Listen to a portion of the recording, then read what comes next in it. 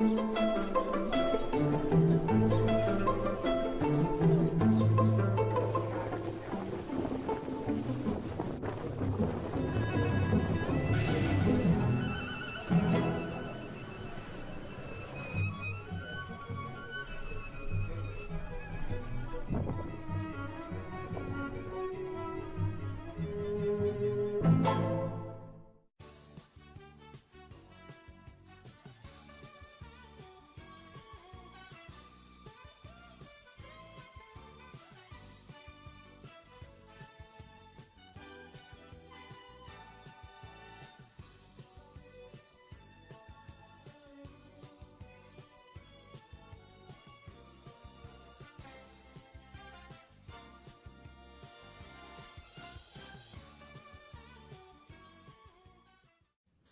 and welcome back to Gifts from Above Travel.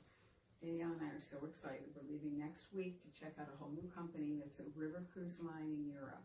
We're going to be doing the Danube. However, we're setting it up for groups that want to do the Protestant Reformation, working with a lead pastor, doing a land and river cruise. So we're going to check out a new company. It's called Riviera River Cruises. And what they are is they're a British company, wanted to get known in the United States, so their prices across the board for a 5-star quality river cruise are extremely good. So we're going to make sure that it's what we think it is, and as soon as we get back, we'll be sending videos live from there, and when we get back and putting together itineraries and starting the schedule. So you hear about that in the future. Now, today, because we're going, it's a good time to pack, and so I'm going to talk a little bit about the basics of packing. And you can see I've got a mess here, and everything's here for a reason. I'm going to start with the tote.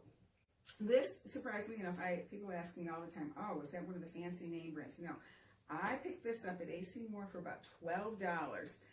What's important about this, number one, is the colors are dark. It's not going to get all yucked up. The straps go all the way around. That's a big plus. A lot of times you'll buy a tote with a strap that's just sewed here. You use it 3 times, it rips off, that's the end of that. On the outside of this, you notice there's the glasses case dangling. I wear glasses. Overnight flight, you're going to want to sleep on that flight. What are you going to do with your glasses when you're sleeping? I cannot tell you how many people lose their glasses, they're digging for them, can't find them. This is perfect. This was picked up at Walmart. I've got some earplugs in here. You don't want to not have these on a flight. And then the other thing is an eye mask. Anything to help make your flight more convenient and comfortable. So the glasses go in here. They get hooked to the tote. Now, what's great about this tote wasn't only the price, it's the size. Keep in mind, with airline regulations changing, we're allowed 2 pieces. 1 luggage check bag, which we'll talk about later, 1 that we can do as a carry-on, and then a second personal item. This, believe it or not, becomes your personal item. I end up putting my purse in here. As long as it can squish and fit under the seat in front of it, we're good to go. Now, this is the piece that doesn't get weighed, and with weights being common, really regulations across the board, the airlines are clamping down on weight. So this piece never gets weighed. So what's going to go in here is anything that weighs a lot. Now, the things that we need to have on the flight to make it more comfortable go in this bag. And then anything of value to us that can't be lost, this is the one that's never out of our sight, is always with us. This is the most valuable piece of luggage you're going to have. And that's why you need a good size, comfortable, and practical. And I'm going to show you how this actually loads on a piece of luggage, and you don't have to carry the weight of it yourself. It's got pockets on each end. That's perfect for a mug. I take tea bags for chamomile tea, for example, for the flight, to help me relax, sleep better. Backup spare pair of glasses and sunglasses. They go in that tote. Where did my passport go? This is going to be a piece from the time I leave the house in the morning till I end up on the other side in Europe or wherever I'm headed. And you're talking to somebody who flies and travels a lot for a living. Keep my passport in there at all times. If I don't want it in the way, I can tuck it under my clothes. I also keep not only my flight over, but information about the returning flight copies in there. Any other backup information that I absolutely cannot be without: hotel contacts, information, things like that. They'll actually be carried and worn. Another thing that's going to go in here is anything that's of value. Not that I travel with a lot of valuable things. People who travel a lot know to not travel with their best jewelry. It sets you up as someone to be pickpocketed, the one to follow. However, let's talk about, like, if your jewelry's going to go, it's going to go in here where you won't ever have it out of your sight. And keep your jewelry small, practical, little pieces, inexpensive, things that will go with everything instead of taking a whole wardrobe. But this is here just so I could tell you, to remind you to have something for your jewelry, and that should go in this tote. What else goes in here? Any medication, some kind of box. Estimate your needs, enough for every day, add for 3 extra days. You never know when you're going to get delayed, but have something like that. The medication goes in here, no place else. What you're going to have at the airport then will be the eye mask and an extra set of earplugs. You also want something, a lightweight shoe that can double, preferably waterproof, act as a slipper, go to the beach in. I have a pair of Crocs that are nice enough to wear under a fancy dress, and you'd never know the difference. But these are incredibly lightweight. Also, you want to put these on once you get on the flight with a nice comfortable pair of socks once you're on board. Restrooms in the middle of the night on an overnight flight tend to get sloppy and messy. You don't want to be wandering around in the socks they give you. So they would be in here. Any of your liquids are going to be in this tote. I usually stick them in one end or the other. This is actually a 1 quart clear plastic bag and what the airline regulations require. We're really restricted in what we can fit in here. So, for example, I can't tell you how many people, especially the young set, shows up with their hairspray in this size and they get it taken away from them at the airport. So what you want to buy is a non-aerosol, small liquid spray for fixing your hair. Shampoo, same thing. Instead of taking the big container, find a favorite one. And the truth of the matter is most of the hotels, cruise ships, just about any place we go, the shampoo's as good as anything we have at home. So I don't really bother to pack that and take it. But if you're really set with one, what you want to do is pick up one of these little containers, put your thing, and do not take a shampoo this size. You're never going to pass the airline regulations.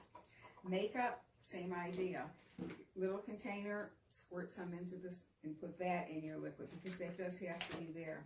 Something like the Noxzema face cream, if you're something like that, any kind of a cream, gel, whatever you're taking here, take it from the big, put it into a small, because that has to go in this bag.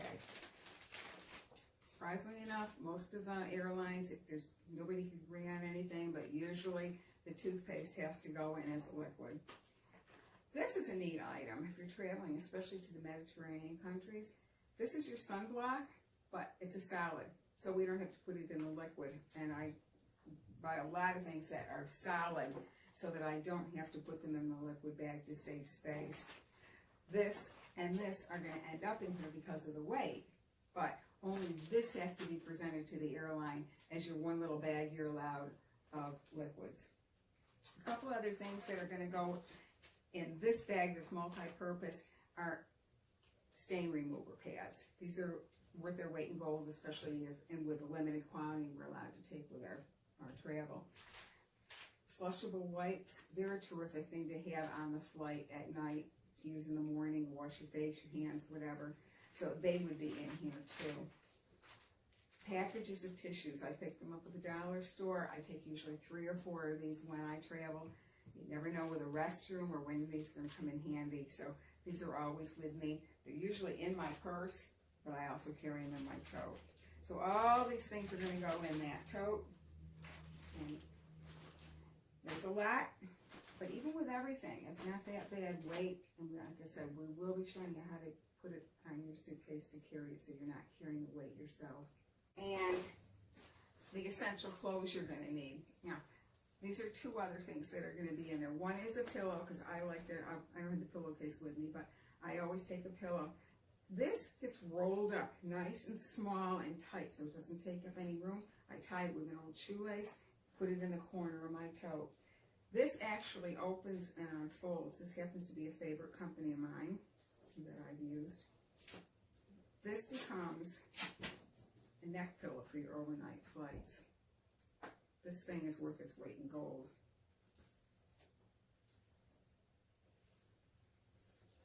I'm a chiropractor. I'm always looking for something that's going to get good support to the neck when I'm sleeping. It holds your head exactly in position. You don't want to get on the other end of your trip and find out that your neck is killing you. So this can actually, with regulations, they allow you to actually carry this on the flight. So you can have this on the side. Your purse, so I'm going to set this off now because I don't have to worry about that. It would have been in a small thing. For weight, you are going to need, going to Europe, you're going to need a converter. Can't get this open. And an adapter. This is a kit that I picked up online that's got your converter.